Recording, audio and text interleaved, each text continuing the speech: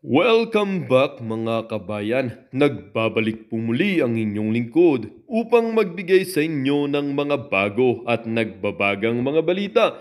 Hindi na nga nakapagpigil pa itong si pinakamamahal nating Vice President Inday Sara at inilabas na nga ang alas na tuluyang magtatapon kay virus ng Senado na si Risa Hontivirus at Tambulos-Los Romualdez sa kulungan.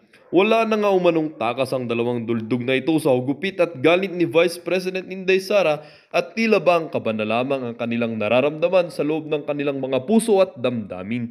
Dito nga natin makikita ang tunay na hugupit at galit ni Vice President Inday Sara na tila ba ngayon lang natin makikita dahil alam naman natin na itong si Vice President Inday Sara Duterte ay mahinaon na tao lamang at hindi gaanong naglalabas ng galit. Dito nga rin natin makikita na kapag ang taong mapagkumbaba at mahinaon ng nagalit ay tila ba parang yayanagin ang buong bansa na parabang lindol na napakalakas.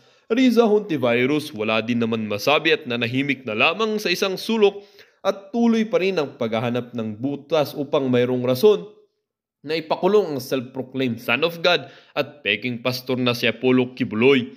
Nakisani puwersa naman tong Tambalos-Los Romualdez na ito sa mga plano nitong virus ng Senado dahil alam niyang kapag napatumba niya si Kibuloy ay mayroon na siyang ipang nalaban kay Tatay Digong, former President Rodrigo Roa Duterte. Well, para nga sa buong impormasyon ay panoorin ang buong video at kung bago ka pa lamang sa aking channel, huwag kakalimutang mag-subscribe, pindutin ang notification bell at piliin ang all upang laging maging updated sa mga bago at nagbabagang mga balita.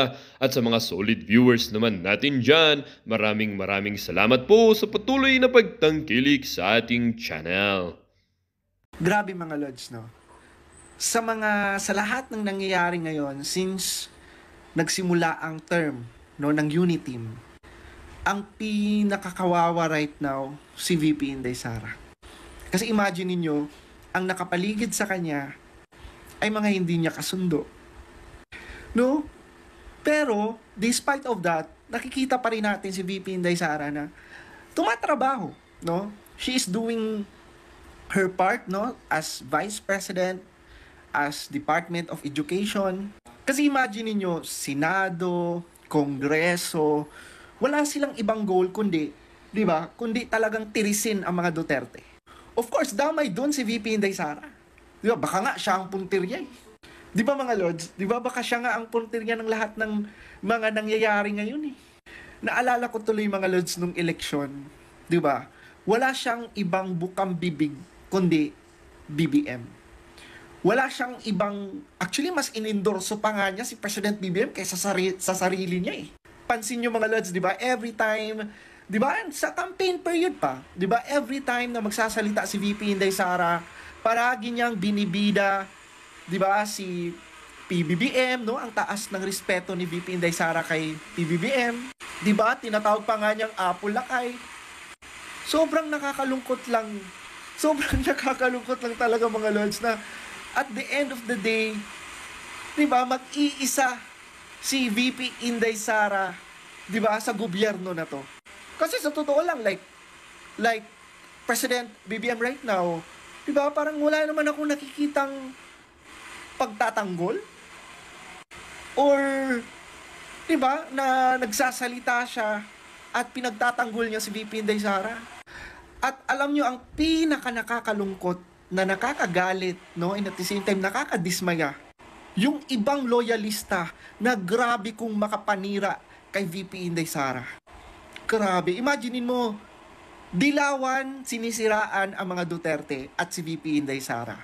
Pati ba naman ang ibang loyalista, sinisiraan pa rin si VP Inday Sara. Maiintindihan mo sana kung si Tatay Digong, maiintindihan mo. 'Di ba? Kasi nga, maanghang naman, matapang yung mga salita ni Tatay Digong against kay President BBM eh. Pero si VP Inday Sara, na wala man lang siyang sinabing masama kay President BBM, si VP Inday Sara, na despite of everything, nasa likod pa rin siya ni President BBM. Si VP Inday Sara, 'di ba, na wala siyang pagtatraidor na ginagawa kay President BBM na hanggang ngayon, grabe, hanggang ngayon, andyan pa rin si VP Inday Sara para suportahan ang gobyerno na to. Diba, hindi siya lumileni. may mga magkaiba lang silang paninindigan, pero at the end of the day, diba, saludo at suporta at humble pa rin si VP Inday Sara sa ating presidente. Siguro ang advice ko, lalo na kung loyalista ka, tapos sinisiraan ng si VP Inday Sara, konting utang na loob naman dyan. Kasi lahat ng rallies, lahat ng campaign rallies, no, walang ibang bukang bibig si VP Inday Sara kundi si President BBM. Na sa totoo lang, kabaliktaran na nga lahat ng nangyayari right now. Di ba? Talagang shocking lahat ng nangyayari ngayon. Sige lang, no? Ako, sa totoo lang, sana mas magpakatatag pa si VP Inday Sara. Di ba? At wala tayong ibang gagawin mga lords kundi ipag-pray at, di ba, ipagtanggol, suportahan si VP Inday Sara kasi sa lahat ng mga nangyayari right now, wala siyang ibang kakampi. Abay, nakita nyo ba? Nang umalis na naman ang PBBM papunta ng Germany, inisnab na naman ng Lisa Araneta Marcos ang VP Sara. Nako, sa akin po kasi, yung mga isnaban-istaban na yan, gawaing pambata lang yan. At tingin ko ang mensaheng naging malinaw dun sa The Great Snub Part 2 ni Lisa Araneta Marcos laban kay VP Sara, alam na natin na kung talagang magugunaw ang unit team ni PBBM at Inday Sara, hindi po yan dahil kay Inday Sara. Yan po ay dahil kay Lam, yan po ay dahil kay Tambaluslos. Dahil sila po ang may problema kay VP Sara. Malinaw po sa nakita nating video, at siguro pakita natin yung larawan, na wala pong problema si VP Sara at si PBBM kung sila lang ang tatanungin. Kaya lang ang problema, itong si Lam na wala namang pong mandato galing sa taong bayan, siya talagang nag-iintriga kay VP Sara. At siyempre, dahil siya naman po ay may asawa ng presidente, nagkakaroon ng epekto yan sa relasyon ng presidente at ng vice president sa ayaw at gusto natin. Nagtataka pa ba kayo kung bakit nagkakaroon talaga ng biyak sa unit team? Hindi po yan dahil sa mga principals na presidente at vice president. Yan po ay dahil sa may bahay ng presidente at saka yung presidential insan na si Martin Romualdez. Kahapon po, naghapunan po kami, no? Kasama si VP Sara, kasama po si Senator Marcos, no? At nauna po, nagkaroon kami ng pag-uusap ni PBBM, ay ni PBBM tuloy, ni PIRD, kasi nga po, nagtalumpati kami doon sa laban ng masa. At ang tinarace namin, talaga naman po nagsimula lahat yan, yung hidwaang yan, yung panahon na natanggal si PGMA bilang Senior Deputy Speaker. So talagang ang nagsimula ng hidwaan na yan ay si Speaker Martin. Dahil nga po, natawag siyang Tambaluslos. O doon ng mga panahon na yun, wala namang sinabi si VP Sara kung sino si Tambaluslos. Ngayon, ang buong Pilipinas ang tawag kay Speaker Tambaluslos. Obvious kung sino yung Tambaluslos. Kasi kung ikaw ay isang Bisaya, alam mo na yung nangyayari at yung ginagawa ni Speaker Romualdez ay gawaing Tambaluslos. So, dyan po talaga nagsimula. At mukhang nagkampihan talaga ang Lam at ang Mr. Speaker. Kaya nga matapos yung Tambaluslos incident, gumanti na nga itong speaker, tinanggalan ng confidential fund. Ayun, nanakot pa ng impeachment na sa tingin ko, hindi pa po yan patay completely ha. Sa tingin ko yung snub na yon, ang pinararating na mensahe ni Lam, naku, tignan mo, hindi pa ako tapos. Didikdikin talaga kita. Now, anong masama dyan? Bukod po doon sa yunuyurakan yung ating unit team, nagpapakita na talaga napakalaki na impluwensya ni Lam na wala naman po mandato galing.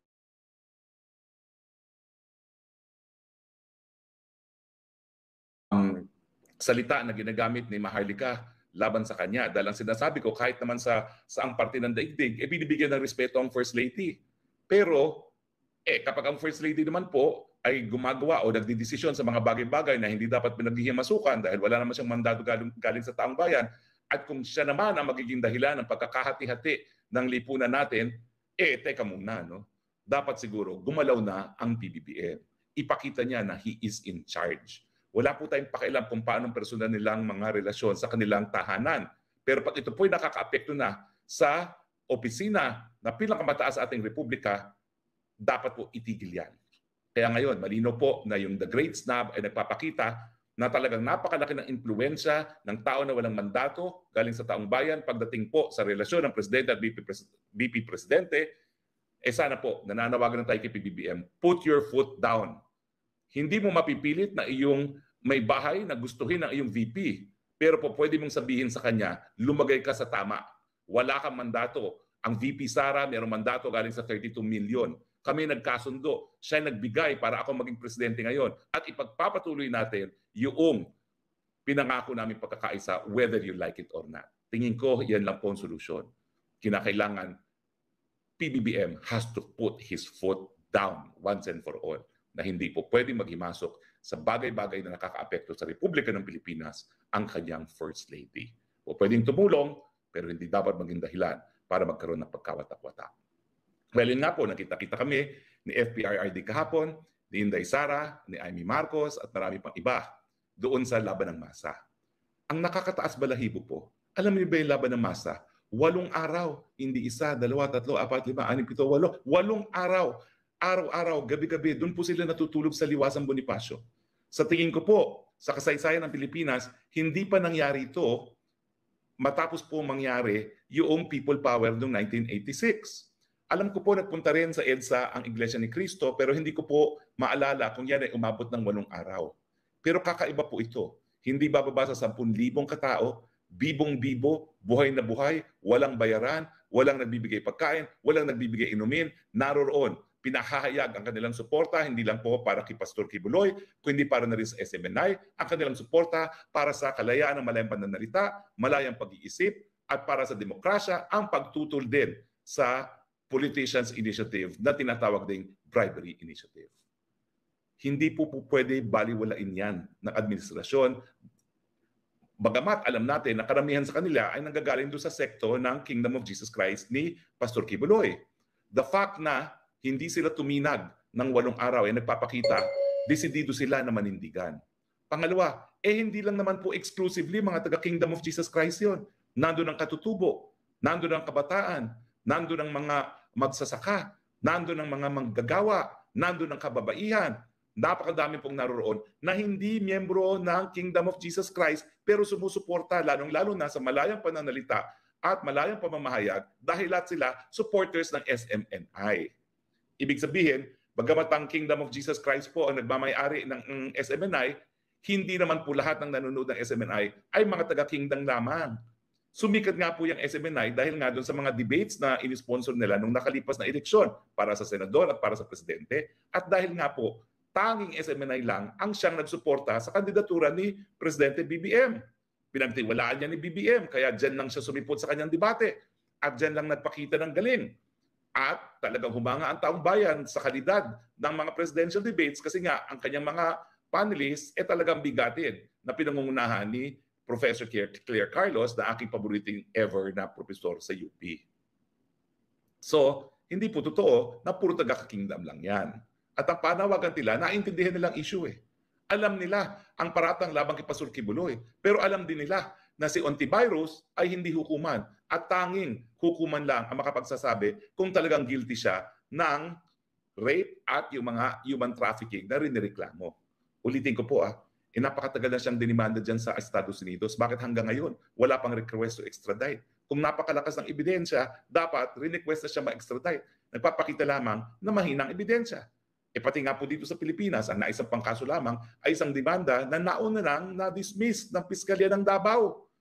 On recon na lang, at alam natin na politika rin ang isang naging dahilan dyan, kaya nasan pa umuli ang kaso na, gaya ng sinabi ko nung last broadcast natin, pabor naman kay Pastor Kibuloy dahil hindi na siya po pwedeng ma-extradite sa Amerika.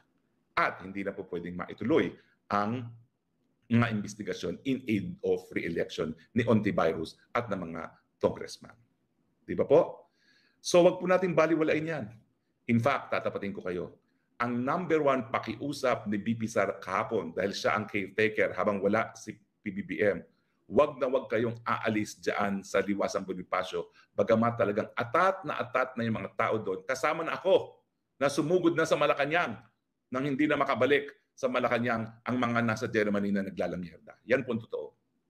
Pero dahil rin-respeto nga natin si BP Sara, talagang nagtimpi po tayo. Bagamat at one point in time sa aking talumpati, sinabi ko na, handa na ba kayong sumugod? Pero sinabi ko nga, masama nga naman tignan kapag habang siya ay caretaker, doon lulusob ang taong bayan sa Malacanang. So sa ngayon po, hindi natuloy yung paglusob sa Malacanang.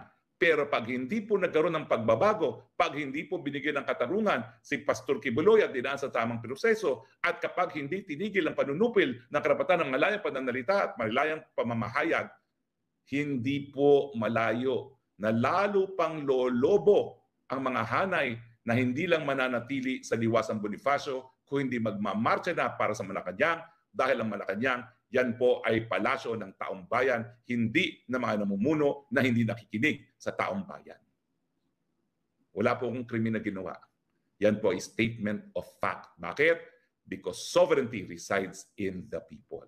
At kapag pinagpatuloy niyo po yung bribery initiative na yan para maluklok, manatiling maluklok sa pwesto mga nakaluklok ngayon, at para po mawala na ang mga senador at ang BP Sara, sigurado po yan. Baka po, hindi lang Liwasan ang mapuno. Baka mapuno po ang buong Luneta, ang Liwasan, at lahat yan mamarcha papunta ng Malacanang.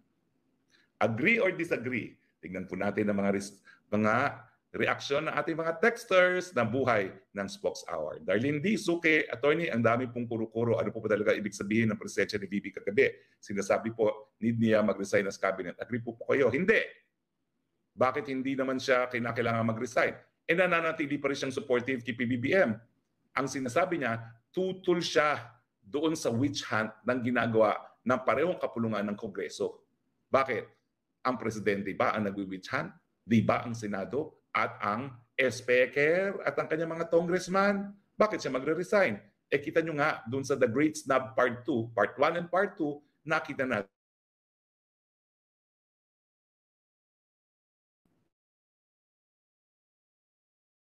Maraming salamat, Darlene D. Okay. Ewan ko kung meron pang mga ibang komento. Kennedy Eswagen. Sir Harry, tanong lang po. Solid Duterte po kami. Bakit po binawi ni PRD ang balat niya kay BBM? Eh meron po talagang takdang panahon para sa lahat. Ang palaging sinasabi ni FPRRD kagabi, hindi pa tama ang panahon. Antayin po natin yan. Okay? Ano lang kayo dyan? Easy lang kayo. Kalma lang. Element 564 DD Losias. Good morning, Attorney Harry. Ano po nangyari sa prayer niyo sa SC? Mukhang inupuan lang. Nabili na yan ata. Well, pinasagot po ang OSG. Ang nagtataka lang ako, hindi ako binigyan ng notice na pinasasagot ang OSG. Akala ko nabaliwala. Pero nagulat na lang ako na sumagot po ang OSG. So ibig sabihin, nagkaroon ng order para sumagot pero hindi po kami nabigyan ng kopya noon.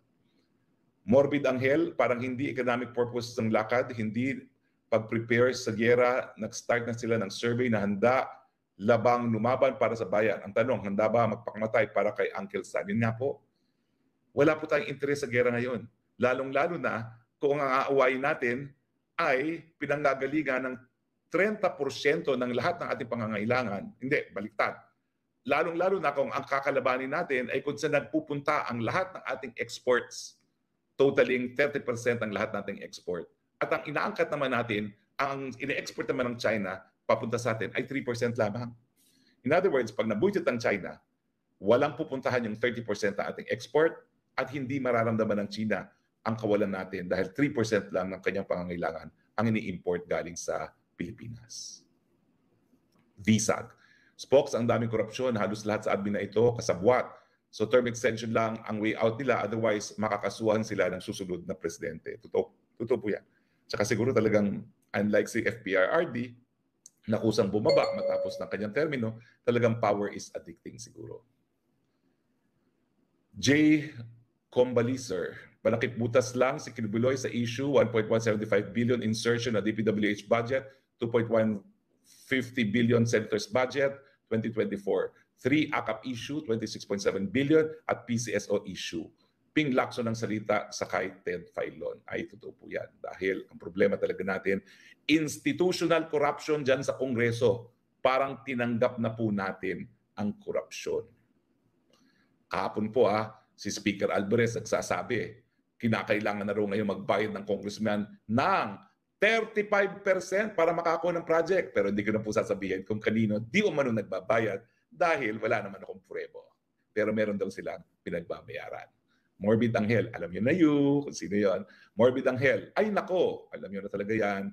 Morbid Angel, survey na handa ka ba lumaban para sa bayan? Sana may follow-up survey. Papayag ba kayo na una pang tatakas ang mga political leader natin kasama kanilang pamilya at babalik pag-end ng war? Totoo po yan. Ang mamamatay naman po sa gera yung mga mahirap na sundalo, hindi yung mga politika na nakikinabang sa China pero ngayon po ay para magang kinakalaban ng China dahil para silang sunod-sunuran kay Uncle Sam. Being civiloso, paano po pag di mag-foot down si PBBM spokes? Wala, sabog ang gobyerno. At mawawasak ang kanyang administrasyon dahil sa kanyang kapabayaan. Dahil hinayaan niya ng kanyang may bahay na walang mandato ang siyang masunod. Arcilia Zenea, tama ka po, kasabi nga ni Bebot Alvarez, kung hindi na kuting kaya ang pamumuno sa bansa, mas maganda bumaba na siya. Oo nga pala, sinabi nga pala ni Speaker Alvarez yan. Kasi nga, ikaw ang binigyan ng mandato, ikaw mamuno. Kung hindi mo kaya bumaba, tama naman po si Speaker Alvarez. No? Milagros Alvarez, good evening attorney, kailan may babalik ang SMNI at bakit ginigipit nila ng sobra si Pastor Kibuloy? Hay nako, takot po sila sa mga sinasabi namin sa SMNI dahil puro katotohanan. Takot sila sa katotohanan. At bakit ginigipit si Pastor Kibuloy? Kasi binigyan ng boses si dating Presidente PRRD at binigyan niya ng boses ang katotohanan. Takot sila sa katotohanan. Habibti Nuna, pero teka muna po miski nagpasa na ng panukalang batas ang Kamara, bali wala po yan. Kinakailangan magpasa rin ng Senado at tingin ko po hindi mangyayari yan. Si Habibti Nuna, wala kami pake kay Lisa Smugs if she will snub our pretty VP Sara Duterte. Ganun talaga ang bitter sa face niya kasi si VP is so pretty compared to her. So pathetic, this Lisa Smugs. Butod. Ano di ba sabi ni First Lady Marcos? Imelda, hayaan mong inaapi nila si VP, gumaganda naman siya, lalo siyang inaapi. Talaga priorities to FL. Oo. Rosary Claro, guess to show that BBM has no say in anything, his own wife does not even respect the position. I blame big time GNA for convincing Sara to team up with BBM. Wrong move. Kagabi po inamin naman ni Senator Amy. Ay, naku, ako rin ang nagkasalanan dyan.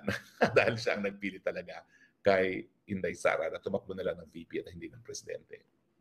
Ophelia AP Taipan, Tony, dadalo ba si Pastor sa Senate at Kongreso? Well, nagkaroon po siya ng demands. At sa tingin ko po, dahil nga po meron na pong kaso sa korte, wala na pong dahilan para siya umattend dyan. Sa korte na siya dapat sumipot. Okay? Kiara Dizon, Tony, nirevoke na ang Congress and franchise ng SMNI. Bakit pinaparesto pa din si Kibuloy? Una-una, wala pa pong epekto yung ginawa ng Kamara. Dalawa pong kapulungan yan. Dapat sabay, parehong Kamara at Senado ay magpaparevoke ng franchise. Ganyan lang po ang pamamaraan para ma-revoke ang franchise o di naman kaya maghahain sa korte ang OSG ng petisyon para ma-revoke ang franchise. Bakit pinapa-arresto si Pastor Kibuloy? Ginigipit nga po kasi siya ang nagiging boses ng katotohanan. Good evening, Attorney Harry. Anong take mo sa pag-contempt ng Congress kay Pastor Kibuloy? Makukulong ba siya? Sana wag naman po. Ano po ba mangyari sa mundo? This is too much. Talaga pong illegal po yung decision na yan. Una-una, hindi naman siya binigyan ng pagkakataon na marinig. Labag po yan sa decision ng ONG. Pangalawa, sinabi naman ni Pastor Kibuloy, ako yung honorary chairman lang. So kung ang matanong mo ay tungkol sa prangkisa, wala na akong alam dyan. So sa akin po, illegal, labag sa karapatang pantao ni Pastor Kibuloy yung arrest warrant na inisyu ng Kamara. William Saunders, political move yan. Imposibleng walang go signal yan galing sa Presidente. Mga nangyayari dyan sa SMNI at Pastor. Alam nila, Kibuloy will be a major campaign donor ni VP Sara sa 2028. Hindi lang po campaign donor. Kaya kinakailangan nilang patahimikan ng SMNI dahil boses din ni VP Sara ang SMNI. Okay?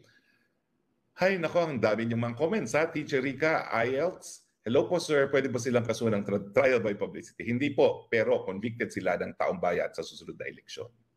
Okay?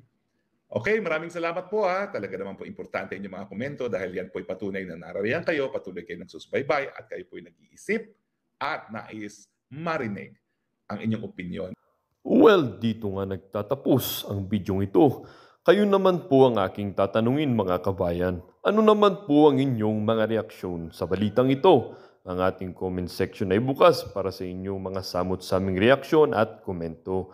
Lagi niyo pong tatandaan na bilang isang mamamayan ng bansang Pilipinas at bilang isang butante at bilang isang matapat na mamamayan na nagbabayad ng buwis dito sa bansang ito ay kailangan din natin magsalita at mag-react.